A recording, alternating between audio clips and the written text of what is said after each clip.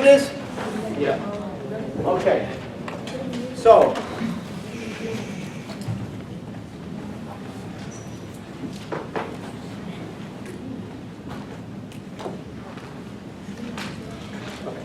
inline. So, what do you think is inline? What does that mean to you? Inline is used to small function. When the function, when the program run the function, they didn't destroy it. They can keep the function method into the program, so you can use it again and again and again. A macro. Okay, so there's some good ideas you're saying here. I want to be a little bit more specific as far as the benefits and about the implementation of an inline function. Then I'm going to show you how to do it. So basically, an inline function, that's a keyword. So for example, I could do something like this. You know our class rational, right? So I could do something, so this is, let's say, class. This is table over here. Every time somebody just thinks that, I have no idea why somebody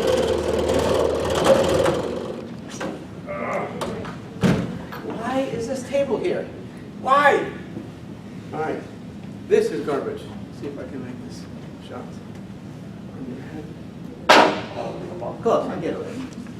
All right, so this pen is no good. Let's try this one. Better. Okay. So, so our rational class looks like something like this. Class rational, right? And then we start the class.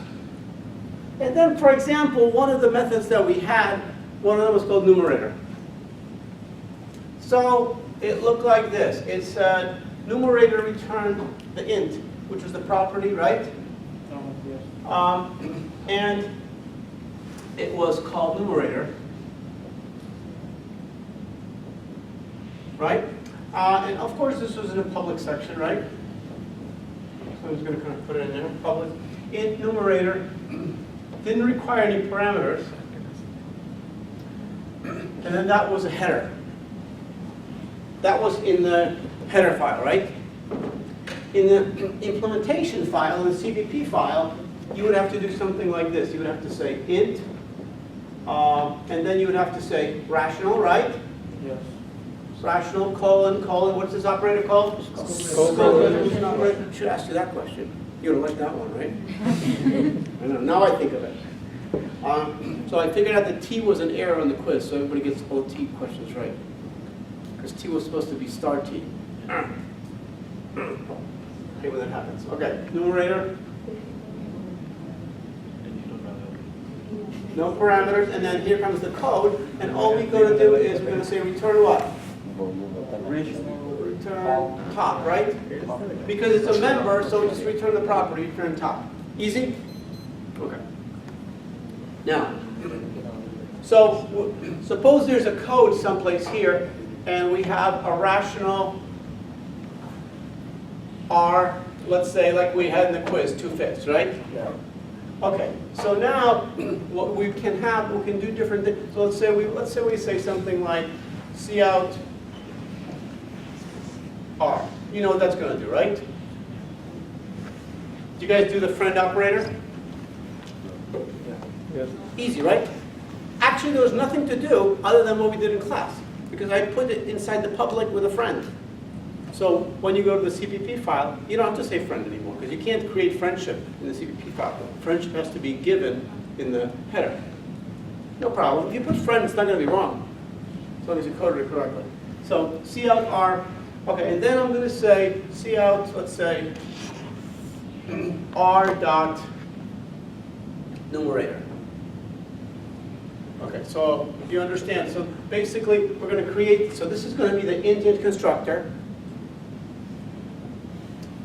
Then we're going to, this is going to be the overloaded friend, or not friend, operator, right? It's going to print out 2/5. And then, numerator. Let's see what's happening on the system stack. So let's say this is the main, for the sake of argument, this is the main method, right? So So all this stuff is happening in the main method. So that means on the stack, we have the main method and all its locals. What's underneath here? Static, all the static stuff. Main. Now, after main, we're constructing. But constructor is a method, which means the constructor goes in the stack. When the object is constructed, it's constructed in the constructor and then disappears. So then we do cout_r, but this is an overloaded operator, and operators have code. So therefore, what happens when this operator is executing? It goes in the stack. So it's executing the logic in your overloaded operator, right, like you did in the quiz. When that finishes, it comes back. Where does it go? It goes to the code for the overloaded operator for this, whatever this ENDL is. Then it comes back. So now we have cout this. So now it's going to execute this code. But so now it's executing this code. So this code is on the stack. And then it has the numerator. So numerator gets on the stack. Numerator is just going to return top. So it's going to return top.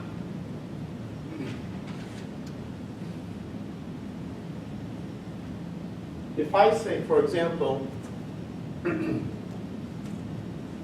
you understand that this is a method call, right? This is calling a method, so it has to go someplace. That method has to be on the stack. Now, when you return something, where does it go? Where does it go? And the answer is, it has to go someplace on the stack.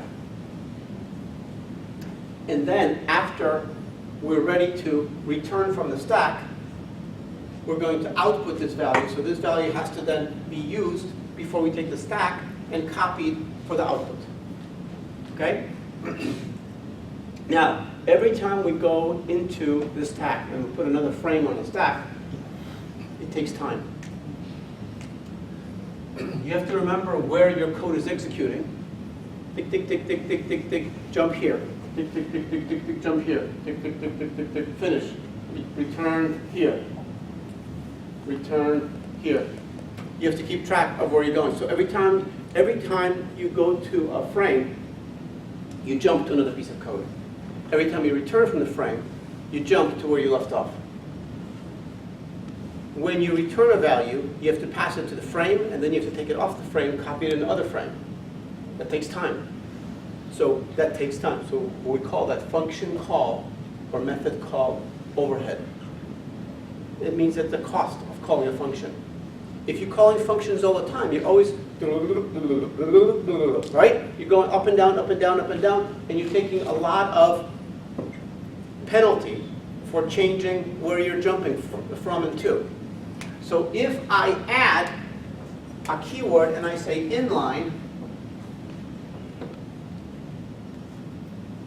then what you're telling the compiler is when the code numerator is called, you would prefer not to go to another stack frame. You would prefer if they could do that code in this frame, so we don't have to jump someplace and return and pass parameters. So inline is not, doesn't tell the compiler you have to do this. It says, I'd like you to do it. And usually, so what happens is, so let's say we have the code here, r.numerator, it's an inline method. So what it's going to try to do, it's going to try to get the value of the top parameter here directly without going into a method call. And how's that going to affect your performance? It's going to speed it up. Is it going to expose the top property to change? No. Why not? Because this is done by the compiler. So the compiler is going to protect it to make sure. So what happens is, oftentimes, the compiler will do whatever it takes to make this happen without a method call. And that's what inline does. Now, another interesting thing, so you need the inline keyword here. You don't need the inline. Once you say it's inline in the header, it's inline when you define it. Once you say it's friend in the header, it's a friend when you define it. Because the header defines all the important pieces of the puzzle, if you will. Now, let's take a look at another method. If I have a constructor, for example, let's say the constructor is, or let's say I have another method. I have int denominator. You know this one too, right? So this is the denominator method. But notice that I didn't put inline. But what I'm going to do is I'm going to say return bottom. Notice that I'm defining that method inside the header, right? I'm defining the code inside the header. When you define in a class the code inside the header, that function is automatically inline.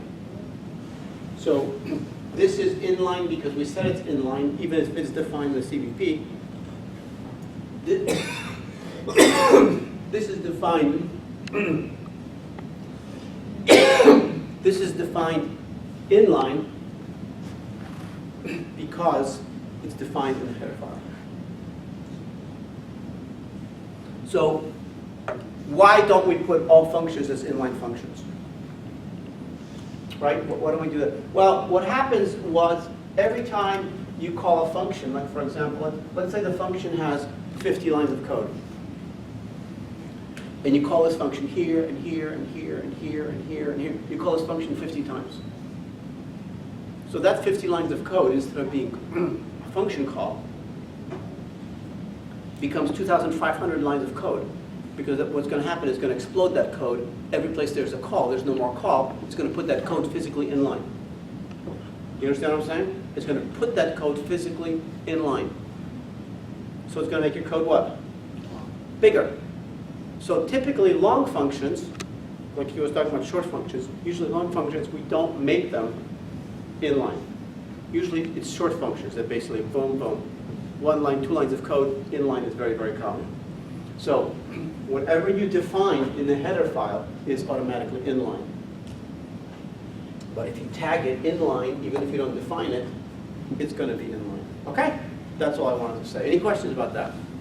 So what can it do? It can speed up your code because you reduce the function call overhead. You're reducing how many times you jump to another function, you put it on the stack, you remove it from the stack, that takes time. Whenever you go into a new frame, you have a new environment, all the locals, all the parameters are coming in. Then they have to be taken down. You have to reactivate a new location. So it takes time. You jump, you remember things, you move things, you copy things, it takes time. So that's why inline can be a big advantage for small methods or small operators, small code. Okay, that's all I kind of wanted to mess around with that. All right, so let's pick up where we were last time. And last time we were talking about exceptions.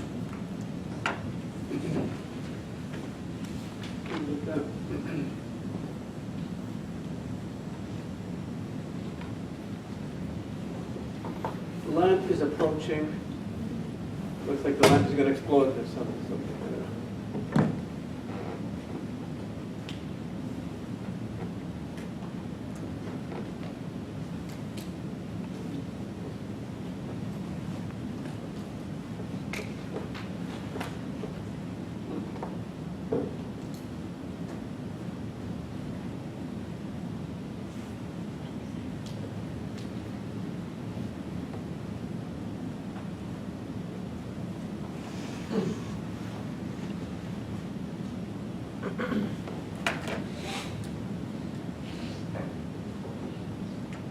Nothing?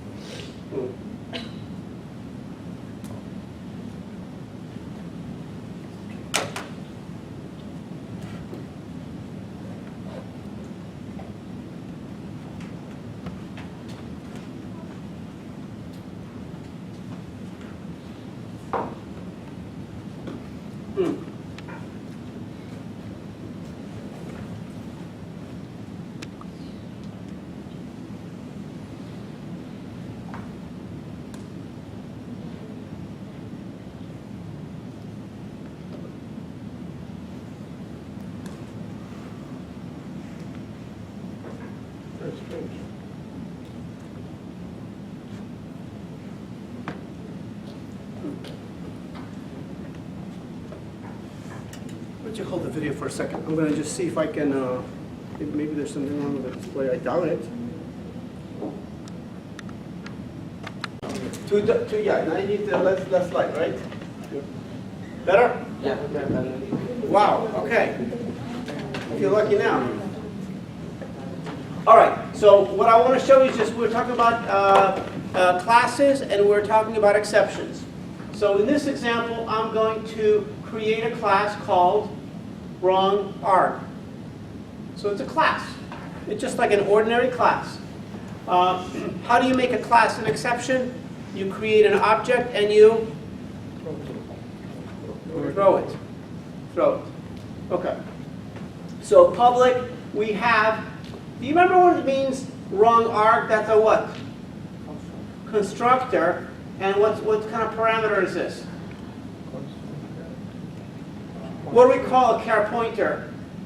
Typically a C string, which means a character followed by a character and ending with a null terminating character.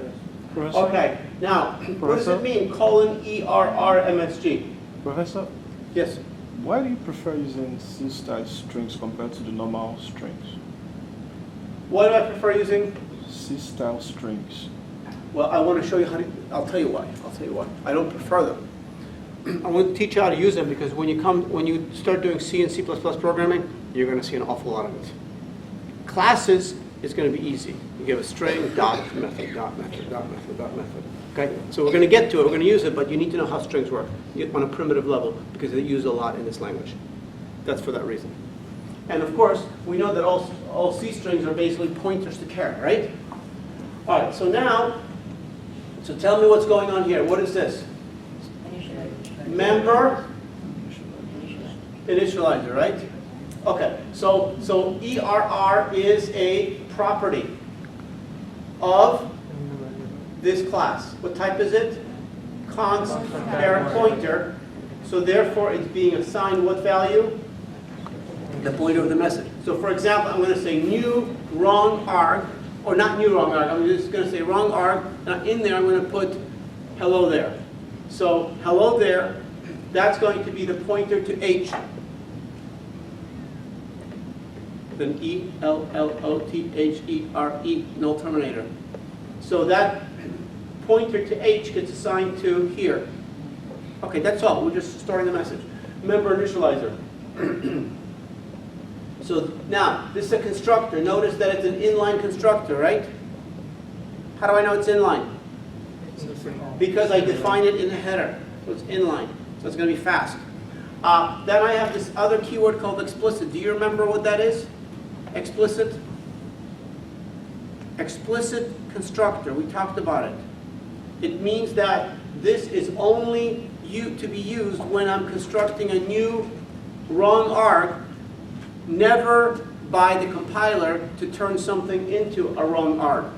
Remember we talked about the fact if we have an int constructor for a rational, then if I have an int value, the constructor, if it needs to, could try to take that int and turn it into a rational by using the int constructor. It cannot do it if we say explicit rational int constructor. Then it cannot do it automatically. It only would work if we say, I want to construct a new one. So when you're constructing it, it means explicitly only for construction. All right. Notice on the next one I have inline, long, int, ABS. So what do? I'm giving a function, right? What does inline mean? Function is going to be defined inline. So right now we have this function. So we have a class. This is the beginning of the class. This is the end of the class. Now, is this a method or is this a function?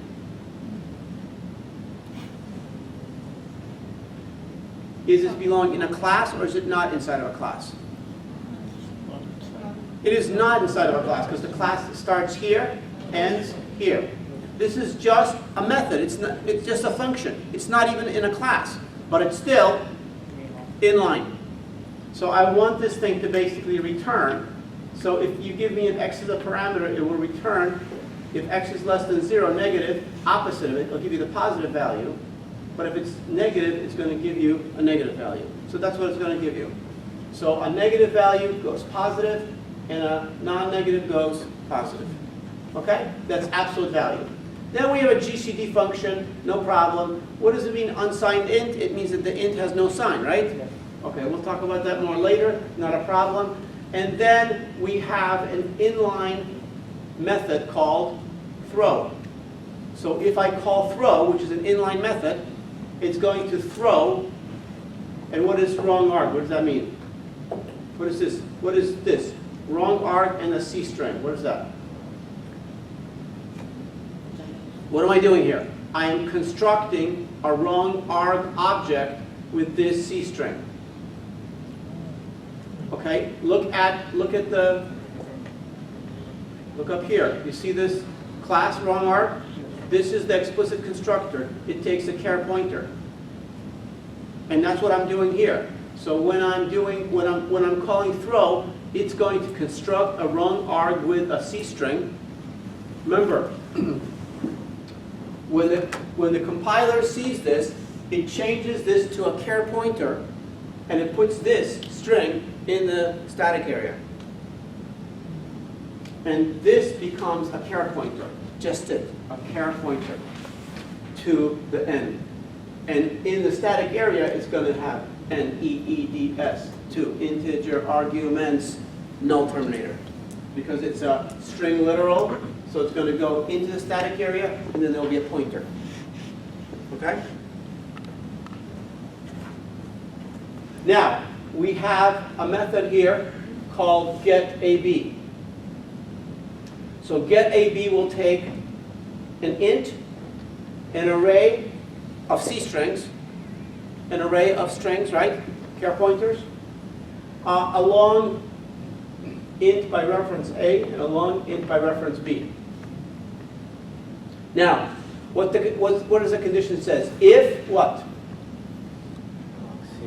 If argc is not equal to 3, throw. What's going to happen? It's going to throw needs to integer arguments. Okay? So when you have, and I'll explain to you how this is working because it's not clear right now. And then basically we're going to throw. So if the condition, if it's equal to 3, then we're not going to throw, right? We're going to continue. We're going to say char star END1. What does that mean? What's END?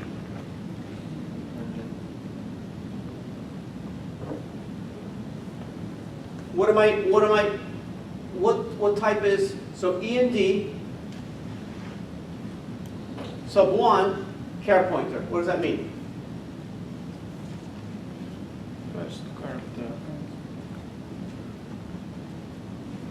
First character in C strings. Not first, but second. Oh, So I'm taking the second C string. We'll create a Yep. Then I'm taking string, str means string, 2, onto conversion function, which is taking argv sub 1. Argv sub 1 is the second argument, and I'll talk about what that means, plus what's strlen? What does that mean? String length of argument, the second argument. Okay? So if end0 is not equal to this plus this, throw.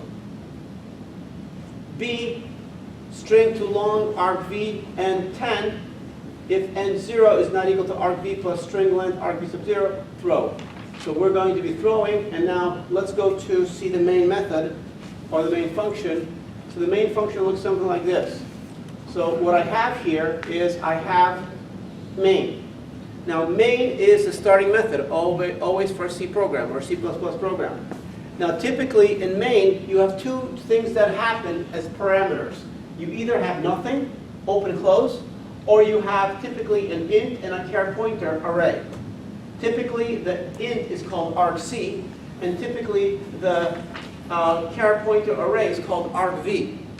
Argc stands for argument count. Argument count. And argv is an array that stands for argument vector. So I'll give you an example of I'll give you an example of something. So let's say I compile my main method, and my program is called ABC. If I type ABC, and that's the name of the compiled code, right? The executable, and I type 3, 8.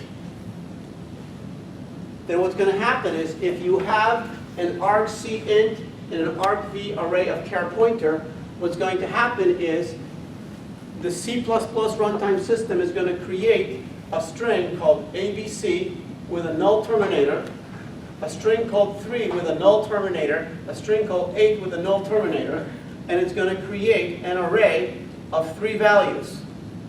We're going to call this one argv. So this is what you're going to get. Do you understand what it is? So when you call the program like this, argv sub 0 is the pointer to the A. So if I were to play, to type in or print out, cout, let's say argv sub 0, what do you think would print out?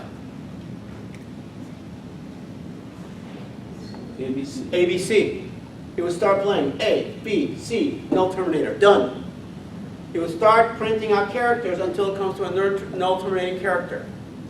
Okay, what if I said cout argv sub 1? It would print 3. A number 3? No, character 3. Which is also character 51, by the way. The 3 is a character 51. 48 is a 0, 49 is a 1, 50 is a 2, 51 is a 3. So it will print the character 3, character 8. If you say, for example, hello, then it's going to have another one here. You get the idea? Null terminator. So that's how we pass parameters to main. If you have a main method that has an argc, int, argv, array of char star, char pointer, star, then you can access those strings inside of the main method. Okay? So argv sub 0 is always the name of the program. So therefore, if argc is equal to 3, how many parameters have been given? If argc is equal to 3, how many parameters have been given? 2. Because argc is always going to be 1 just for the program name. So even if I type this, ABC, cout argv sub 0 will still print out ABC, but argc will be equal to 1. That means there's only one name. That means there are no parameters. So the first parameter is argv sub 1. And the name of the program is argv sub 0. Does that make sense so far? Questions? All right. So, kind of small, so I'm going to try to make it bigger. So now you understand a little bit better. So what we have is, we have a try block, right? Try block. What does it mean? Try block, so basically, oh, that's very nice. So we have a long int A and B, get AB, argc, argv, AB. I'm passing in 2 long values by reference, and I'm passing in my argc and my argv. Get it? So this function, getAB, will be getting all those 4 parameters. And what do you think we're going to do? Since A and B are, now let's just review how that looks, so you understand this call now a little bit better, right? GetAB. You understand what's coming in? Let's go to the previous page and look at GetAB. So now you're going to be more comfortable looking at this code. GetAB. You understand what's coming in here. This is the argc from main. So this could be 3, this could be 2, this could be 1, this could be 18. Who knows what it is? And this is argv, an array of char star, which is a C strings. Then we take that long by, and the other long by also by reference, which means what? Which means we can change the actual in the call. Okay, So if argc is not equal to 3, we're going to throw an exception that's going to say wrong number of parameters. Because we want 2 parameters, and that's why we want argc to be equal to 3. Because the program name and 2 more parameters will make it 3. Right, Ella? That's what I'm talking about. Okay. Now, so now we're going to take string to long. String to long. argv sub 1. That's going to be the first parameter. Okay? Now, if n0 is not equal to argv sub 1 plus string length of what's string length of argv? What's argv sub 1? Which is what? Let's say in this case, let's say it's 3. So argv is going to be 3 plus string length of argv. Okay? So in that case, we're going to throw. So strtol is string to long conversion. So basically what we're going to do is we're going to assign a as the value of string to long. String to long. Now, and we're going to assign it from here to here, and this is the base. So what happens here is we're going to take this value. So for example, this value is going to be 3. So string TOL is going to take the character 3. It's going to take n, which is going to be an array, or a pointer at least, and it's going to say 10 as a base. And it's going to try to convert this into long value. So n0 should be the conversion of the 3 into a value. Okay. So the details of this program is not so important as long as you understand. The most important thing is here understanding that you can create your own exception class. You can take parameters from, main can take parameters into it. Now if, for example, this method ends up throwing a wrong argument exception, what's going to happen is it's going to throw here, so it's going to throw it. So at that point, if you didn't try to catch it, it would crash the program. But because you have it inside of a try block, and you're catching that exception that you're going to be throwing, notice we're catching this exception by reference, and then we say CERR. What's CERR? It's similar to cout, but instead of calling it standard output, we call it standard error. What's the difference? It's a very little difference. Standard output goes to a buffer, and then it goes to the screen. Standard error goes to the screen. So it's a quick. So sometimes in an emergency, you use CERR. It's also in namespace std available. So we're going to throw the error or say CERR. What's argv? Program name, colon, and then A, which is this one, error message. That's invoking the method that we added to our own class. What is this method going to do? It's just going to put that string. It's going to print that string out. End line. That's it. All right. So that was very complicated. Don't worry so much about all the details. Worry about the error, the exception class, and worry about argc, argv. That I expect you to be able to understand fully. Okay. So assert is a macro. Assert is a macro. If you say assert pound include assert.h or pound include assert, the macro will use something called line, file, and date. These are standard macros. And what you do is, if you're debugging a program and the program has a problem, and you say, I assert that this condition is true and the condition is false, then the program will crash. But it will crash by printing out information about where it crashed, in which file, and the time that this happened. So let's take a look at an example. It's very, very easy. Everybody see everything? Okay, so pound include iostream, standard stuff, right? Pound include assert.h, that's our assert header file. Okay? Now, I'm starting a very simple main program, and it says int q is equal to 9, comma qq is equal to 8. Does that make sense? Initializing two values, q and qq. Now I'm going to say q equal qq plus 1, true or false. What's the value of q? What's the value of q plus 1? 9 equal to 9? True. So therefore, what does assert do? Nothing. If the condition is true, it continues. So it says C out first. So it output what? First.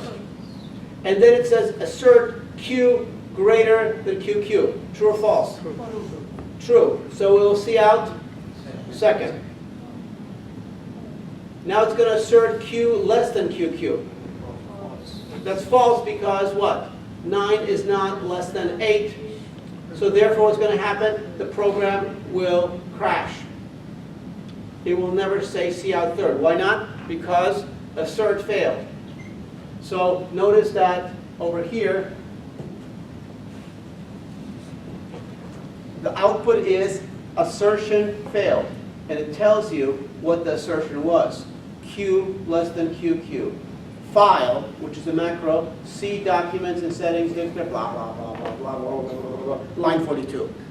So those macros, file, date, and line are printing out. So basically, if you put these in your program and you don't expect them to crash, then you will never see this. But when they crash, they give you output about something like this.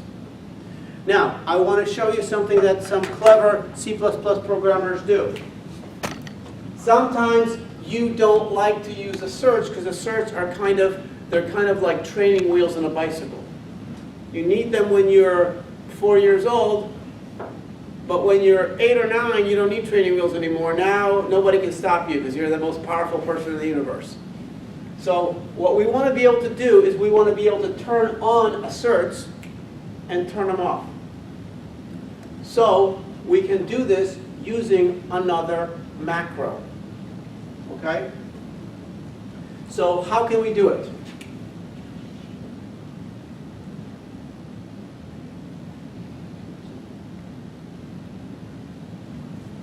How can we turn this off so it always prints first, second, and third? Because we're not going to worry about the asserts. Think about a macro. Pound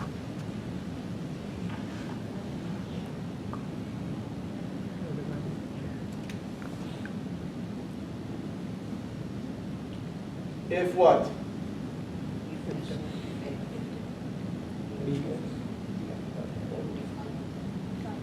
If def, what does that mean? If there's a definition. If def debug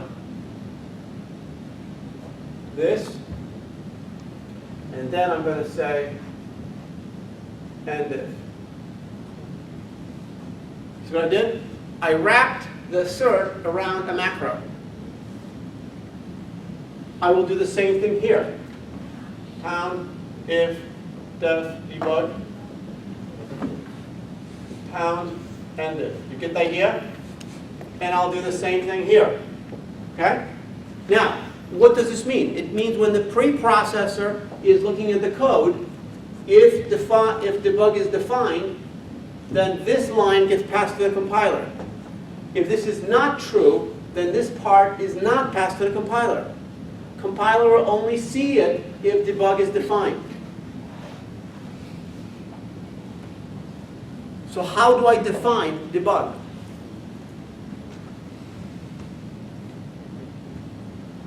How do I do it?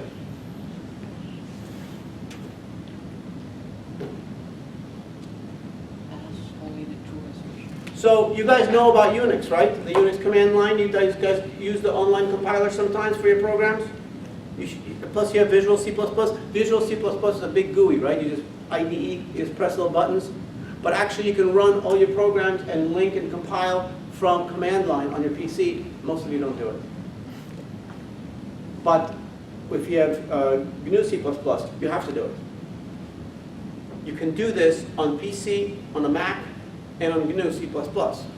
You can say, so for example, let's say you have a program called, let's say the name of this program was ABC. Can you see it? Dash D. What does that mean, dash D? What does dash D mean? You remember? What does dash D mean? Anybody? Debug mode.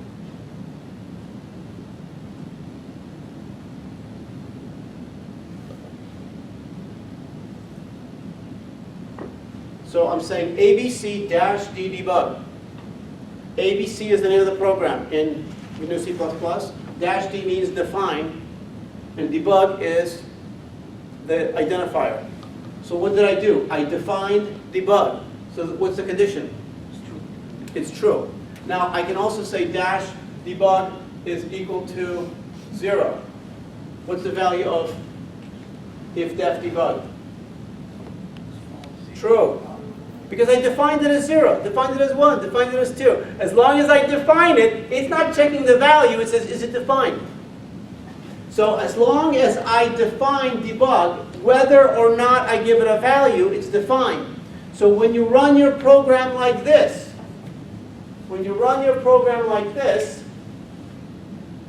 all the asserts are going to be active and part of the code.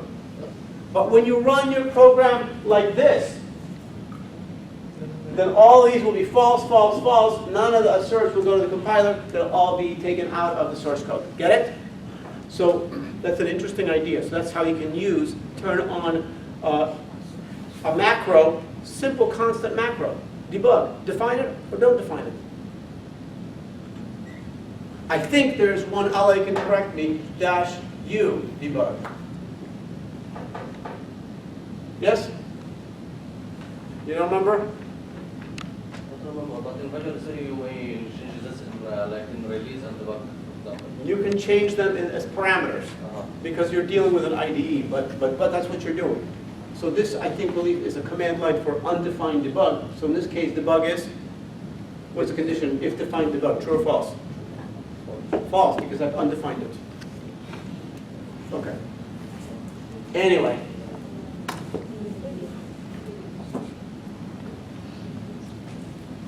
So that is assert. That is assert.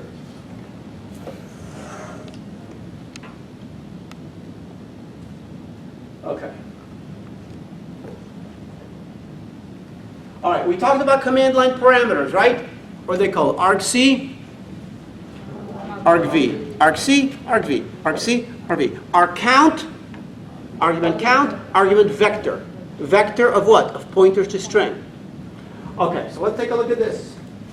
So what we have here is, let's take a look at this example here. Notice, tell me what this program is doing. Int argc argv, int I equal 1 while I is less than argc, c out argv I plus plus, and then output space and output end line. Tell me what's going to happen.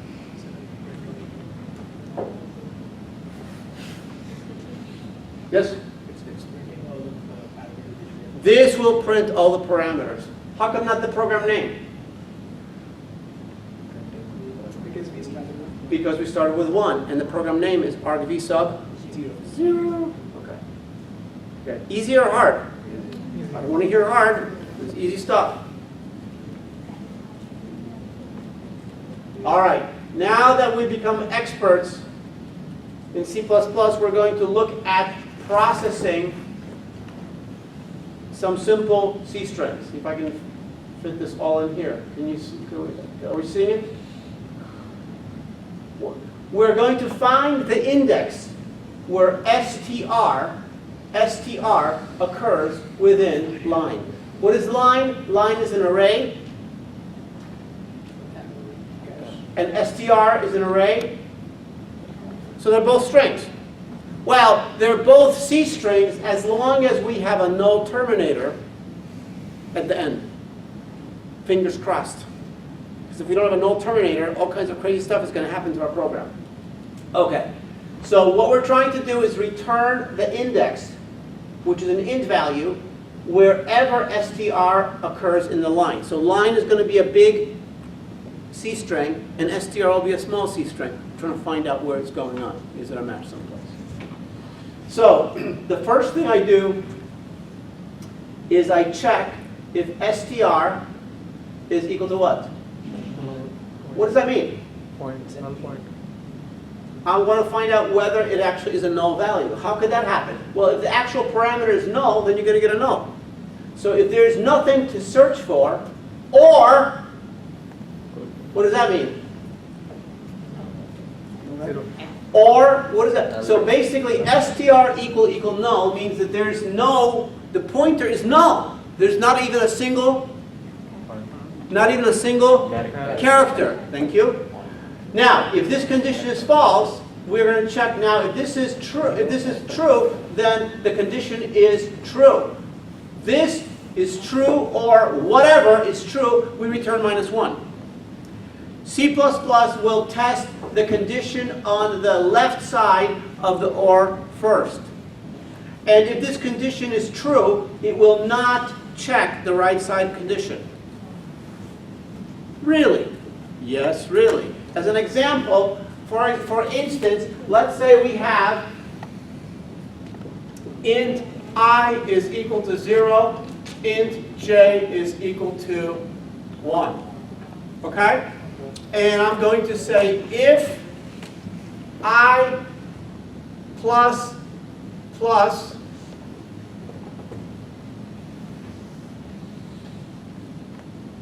and j plus plus do something. What kind of logical operator is that? And. Which do we evaluate first, left or right? Or don't know? So, what is the value of I plus plus? 0. Post increment.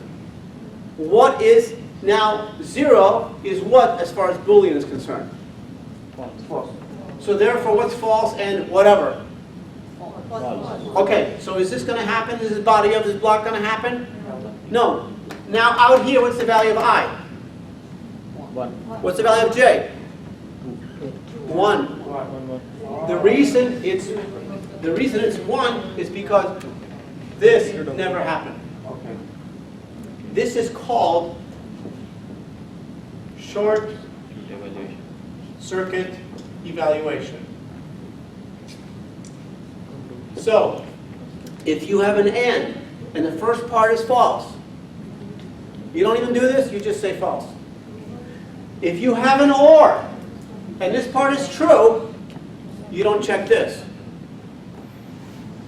If this is true, then the or is true. Okay?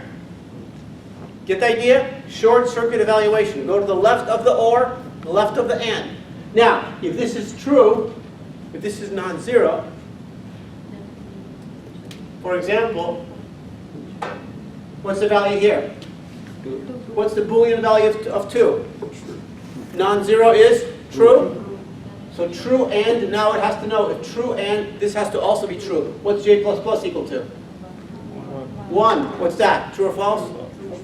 So true and true is true. We go in the block. What's the value of I here? 3. What's the value of j? 2. Because this, in the case of this one, we're going to have to check this one. So short circuit is only short circuiting if the and is false, or if the or is true. Then we don't need the other one, because one true is good enough for an or, one false is good enough for an and. Okay?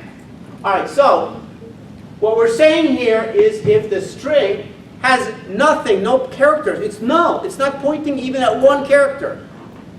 If that's true, then the whole thing is true, we return -1. But if it's false, then we're going to check if str equal to, what is this? Null character, which means the pointer is not null, the pointer is pointing at a character, but that character is a null terminator. Which means this one says no string at all, and this one says a string of length 0. Get it?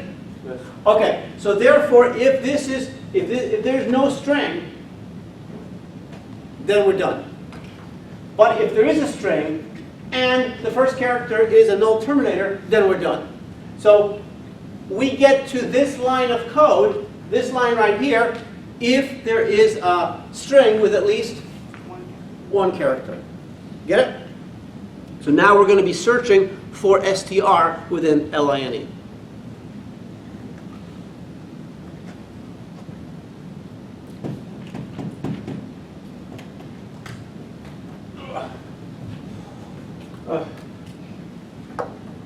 So now, look what we're going to do. For int I equals 0, line I not equal to null terminator, I plus plus. So we're going to go, I starts at 0, and I keeps increasing as long as the line sub I is not finished, because this means line is finished. If line sub I is not equal to str0, what does that mean? That means if the current line is not the same as the first character of the string str, if it's not, then we're not going to compare any more characters. So we're just going to continue. What does continue do? Well, notice the loop goes from here to here. But if this is true, that the line at position I is not the beginning of the str we're searching for, then do what? Bump I, start again. Skip the rest of the loop, force the next iteration. Continue does that, right? So that's what continue does. So now, if the line not equal is false, that means we have a match. So now what are we going to do? We're going to try to compare. Remember, str could be A, B, C. So that means that A is matching A in the line. So if we match them, let's see if we can match B and C. If we can match B, we'll try to match C. If we can't match B, then we need to go to the next line, next character in the line, because we failed. Remember, we're looking for this str inside this long line, like this. So at this point, we're going to look at J is equal to I plus 1. What does that mean? We're going to make J start where? 1 past the matching character. And we're going to use J to index the character in the line. So right now, we matched on I. I could be anything. It could be 25. If we match 25 to the beginning of the string, then we're going to make J start at 26. 26. Okay?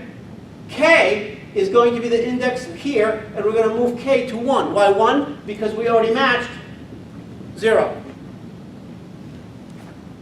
So we're going to say, so J starts at the next position in the line, and K starts at the second position in the string. Our condition for continuing is line sub J matches equals the character at string sub K. And so they match, and string sub K is not equal to the null terminator. Because the null terminator is just a character. So if I compare, so this is str here, but this is a long line in here, and this is the value of I, and it matches this 0, then J is going to go to the next one, and K is going to go to this one. We're going to see if this matches. We're going to see if this matches. Now, the line may be finished or may not be finished. Line could continue, but we already matched it. So now we're going to go to the next one, but this one has a null terminator. String is finished. A, B, C, null terminator. But this one has more real characters. So what do we want to do? We want to say, good. If we came to the null terminator in the string, we matched it. Okay? So what we're going to do is we're going to say, so we're going to continue as long as the characters are matching, but also str cannot be the null terminator. Because if it is, that means we succeeded. Stop! Okay, and what's going to happen with J? J is moving forward in the line, and K is moving forward in str. So, at this point, so notice that our loop has an empty body. The loop does everything it needs to do right in here. Start at the next I location in the line, start at the next K location in the string, and as long as they are matching and it's not the end of the string, keep going. So we're going to drop out of this loop, either because this condition is false. It's not a match. Someplace we mismatch, we don't quite get STR, or we get all of STR, and then we come to a null terminator, which means we matched. So now we have to find out, why did we drop out of the loop? If we dropped out of the loop because strk is equal to null, what does that mean? That means we came to the end of str, which means what? We matched all the positions all the way up to the null terminator. So that's success. So we're going to return what? I. Why I? Because I was the value where we matched the first character. And notice we never changed I. We never changed I. So I is the value where the string str starts matching line. Okay. Else means what? Else means str sub k is not equal to a null terminator. That means we did not go match, match, match, end of str. That means we didn't quite get to the end of str, which means we didn't do what? We didn't complete the match. We failed someplace before we got to the end of str. End of line is reached in this case. So if line j is equal to null, what does that mean? It means we reached end of the line. In that case, we're going to do what? Return -1. Now, here, notice that in this condition, if we skip this loop completely, we'll simply return -1. So this is kind of a more complicated code. Let's look at something a little simpler. So complex, simpler. Very good. Relax. Okay, we're going to look at a function that's going to return, what's bool? True or false. Notice that we have a true, and we can also return false. What if I return 1? Can I do that? Yes. Yes, because 1 is true. 1 is non-zero. Functions return 1 for true, 0 for false. But you can return 5, and 5 is still true. -8 is still true. Why? It's non-zero. 0 is false. Non-zero is true. Okay, so let's take a look at this very simple code. What type of parameters are we sending into here? It's an array of ints and a count of the number of elements. So we're going to have a local int called I. I starts at 0, less than n minus 1. What's n minus 1? N minus 1 is the last index. So we're going to start at the index before the last index. So I will never go past the second to last element. And it's increasing by 1. If I plus 1 is less than a sub I break, what does that mean? That means that the element in the next position is less than the element in the previous position. So we don't break if we're doing what? What is the false of this? What is false of this? I plus 1 is greater than or equal to. That means the numbers are they are monotonically increasing. They're getting big. They're not getting smaller. They could be the same, but they're increasing or staying the same. So we break here only in the case of the fact that the numbers are not monotonically increasing. So now we're going to come out here. Notice that we're going to keep spinning around. How do we know if our sequence is monotonically increasing? Our sequence is monotonically increasing if I is equal to n minus 1. Do you understand why? Because we are only going to increase I plus plus, I plus plus, I plus plus as long as we don't break. So that means if we get to I less than n minus 1, that means that A sub n minus 1 is less than A sub n minus 2. And that also means that all the other ones were true too. And so therefore, if this condition is true, we don't break, and then I goes to what? What does I goes to? I will increase to n minus 1. So therefore, if I is equal to n minus 1, it means that it's a monotonic sequence which is increasing. You get the idea now? So we return true if the sequence is monotonically increasing, because we went through the whole loop. Return true. Now, if this condition is false, that means someplace there was a violation and we couldn't keep going because the condition was false. Whenever the condition is false, we break, and I never gets to -1. So in that case, we want to check maybe the sequence is monotonically decreasing. That means it's getting the same or lower all the time. So for that, we're going to do a similar loop. We're going to say, so the only thing it can be right now is monotonically decreasing. We're going to say I is equal to 0, I less than n minus 1, I plus plus. Notice that the biggest value of I will be n minus 2. So we'll compare, when I is 0, we're going to compare if A1 is bigger than A0. So if the condition is ever the case that the next one is bigger than this one, then we return false. Why? Because anytime you have a bigger value that follows you, you are not monotonically decreasing. You cannot increase. Monotonic decrease means same, same, same, or lower. Okay? So if ever we see an increase, return false. But if we go through the entire loop, and eventually I will go to n minus 1, we simply, if we go through the loop without returning false, that means we never had a problem, we return true. Questions? So this function will return true if the array is a monotonic sequence, either ascending or descending. Now the only problem is, what? The calling code is not going to, it's not going to what? Know what? If I get a false, what does false mean?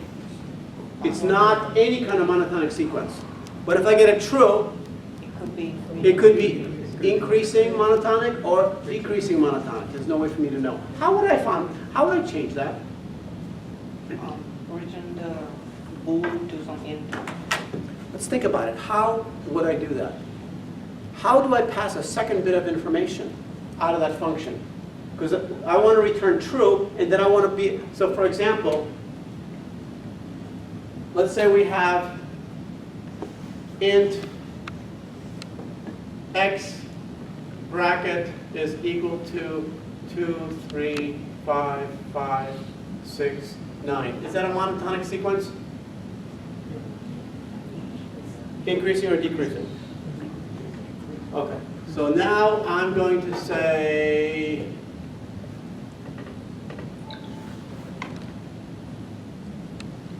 I'm going to say bool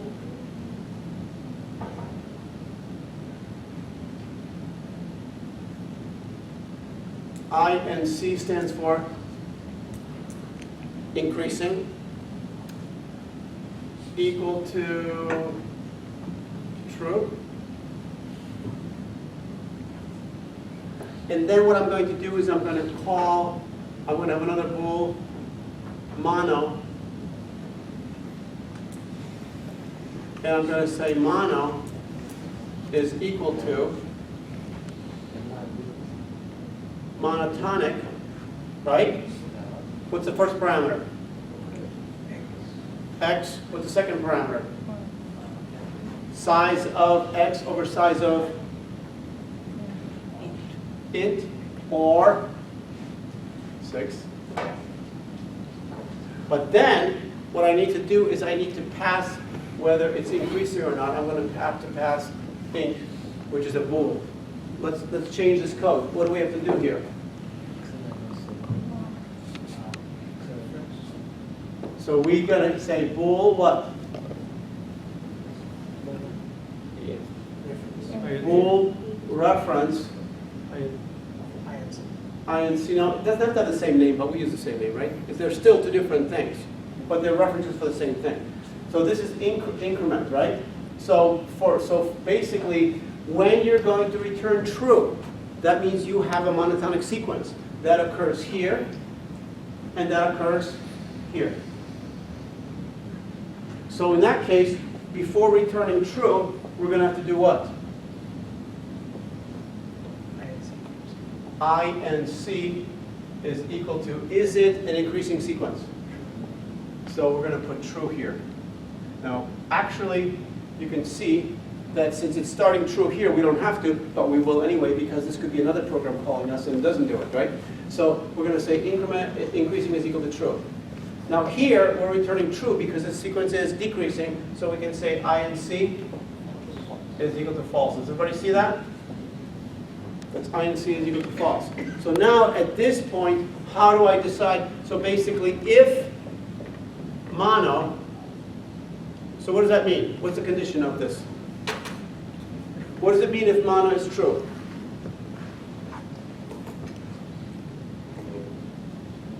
If mono is true, the sequence is monotonic. Okay, then I can see out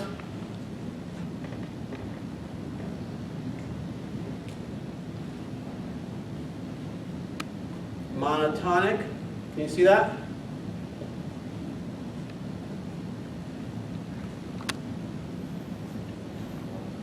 Else, see out? No. I guess if it's monotonic, okay. So now what I'm going to do is I'm going to see out, and I'm going to have a expression. I'm going to check the value. If it's monotonic, then I'm going to have a block. And I'm going to say the condition is going to be inc. What's the condition? Inc equal true. What kind of operator am I using?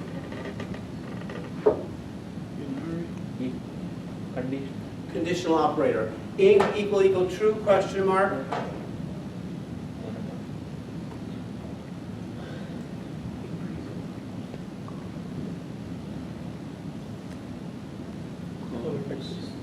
Colon.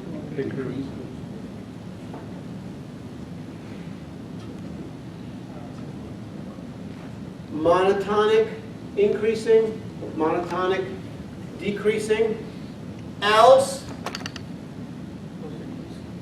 what? See out? Not monotonic.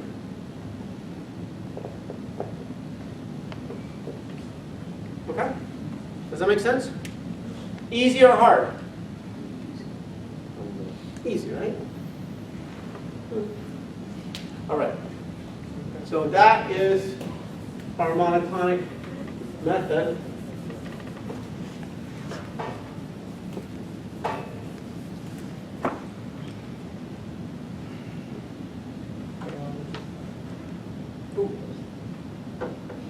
I didn't realize it was like this. So let's see if there's any very important thing on the next slide that I need to show you immediately. I forgot because the quiz took up a lot of time. That's why you guys are so tired. Okay, we are certainly not going to start this today. You want to look at this today? Give you a headache, right? Saturated. How do you have a headache already? Look at this. Yeah, you need a break, right? Okay. What I'd like you to do is I'd like you to, by the way, you guys know on the syllabus I have 2 textbook suggestions, right? One is by Paul Wang, another one is by Johnson Bao. They're older books, they're very cheap, they're very good for C++. So I suggest that if you need a reference book, go to one of those reference books, get them both, probably can get them both for like 15, 20 bucks, which is a miracle, and use them. And so what I'd like you to do is go through the notes, try to push yourself into these notes. So when I come on next time, when we start talking about inheritance and classes and subclasses, you guys are going to be more prepared, especially if you're not prepared now. So that's where we're heading. We're heading into classes, subclasses, inheritance, virtual functions, polymorphism, pure virtual functions. That's the kind of stuff we're heading into very, very quickly. So prepare yourself. You have 1 week, and then you have spring break, and then I'll give you a midterm. So we'll have a midterm after the spring break. After spring break. Otherwise, I have to give it to you next week.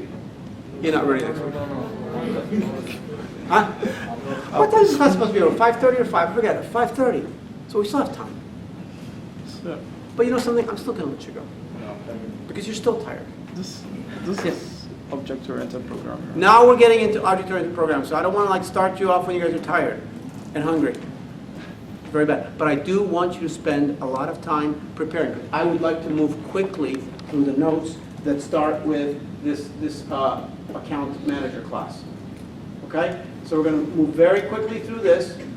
I'm going to expect that you guys are going to be able to absorb it very quickly because I want to give you many examples. I want you to have a depth of understanding. Okay? And I think this is not a good time for us to start this right now. So